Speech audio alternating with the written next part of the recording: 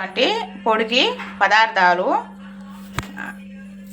తెల్లగడ్డలు, ఎండుమిర్చి, అలాగే చూడండి మినపప్పు, ధనియాలు, జీలకర్ర, ఆవాలు, తర్వాత మనకు కావాల్సినటువంటి చూడండి ఒకసారి కరివేపాకు అనమాట.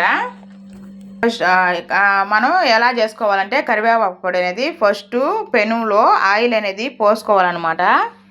సో ఈ ఆయిల్ హీట్ ఎక్కాక మన దగ్గర ఉన్నటువంటి చూడండి ఈ ఎండుమిర్చి అనేది దీంట్లో వేసుకోవాలన్నమాట. చూడండి ఎండుమిర్చి దాంట్లో వేస్తా ఉన్నాను చూడండి.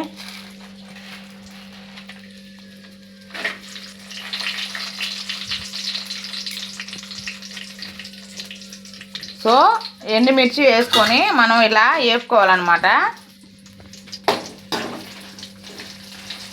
ఈ కరివేపాకు పొడి అనేది చాలా హెల్త్కి మంచిదండి. మొన్న కరివేపాకు సంబంధించిన వీడియో కూడా మీకు నేను తీసి పెట్టున్నాను.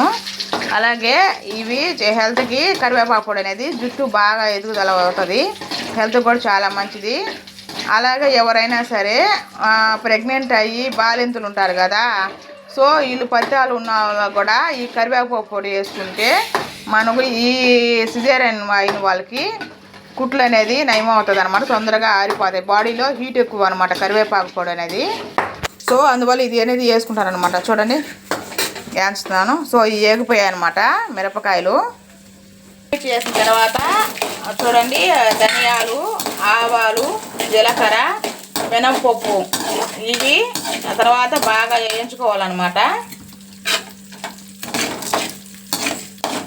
మళ్ళీ ఒకసారి కరివేపాకు పొడికి కావాల్సినటువంటి పదార్థాలు చెప్తాను చూడండి.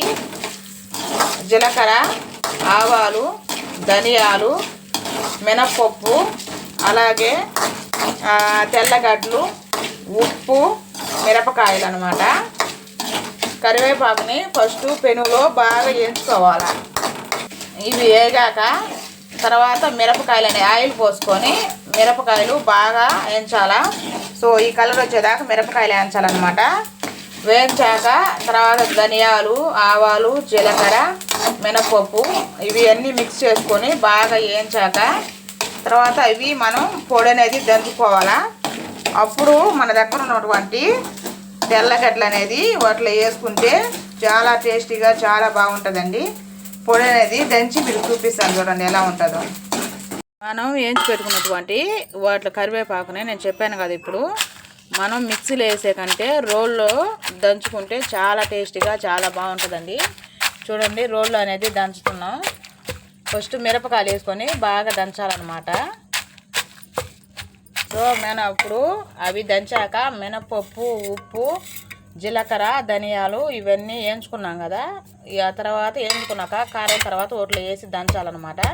చూడండి దంచుతున్నాం మళ్ళీ.